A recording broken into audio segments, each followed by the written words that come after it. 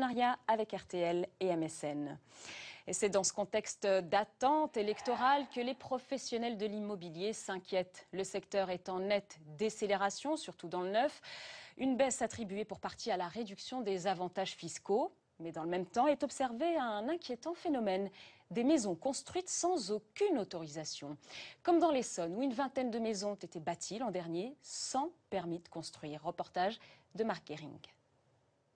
Une villa cossue, tout confort. Il ne lui manque qu'une seule chose, un permis de construire. Dans ce secteur de l'Essonne, les constructions illégales poussent comme des champignons.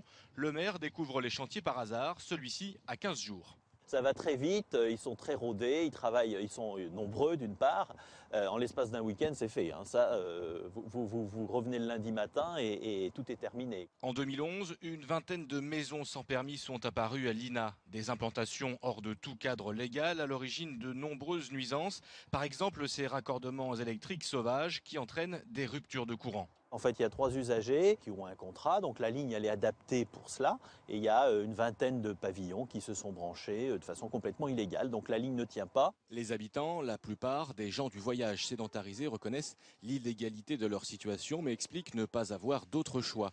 Il y a 8 mois, ce couple a construit un logement de 40 mètres carrés. Ici, il y a plein d'endroits que c'est pas constructible et alors tout le monde se monte à peu près quelque chose. C'est juste pour avoir à peu près un petit endroit un peu plus spacieux qu'une caravane, c'est tout pour mes enfants. Avant de bâtir, les familles acquièrent ces anciennes parcelles agricoles. Non constructibles, elles coûtent 1 à 5 euros le mètre carré contre plus de 200 dans les zones pavillonnaires.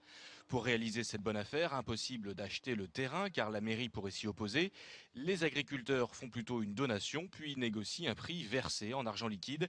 C'est ce qu'a fait ce résident du quartier. Un terrain agricole comme ça vaut quoi? Ça vaut 2-3 000 euros, ça vaut pas plus. Pour enrayer ce phénomène, les mairies saisissent la justice dès l'apparition d'un nouveau chantier illégal, un combat souvent perdu d'avance. Les procédures mettent 3 ans à aboutir alors que les maisons sortent de terre en à peine un mois. Dans l'actualité internationale,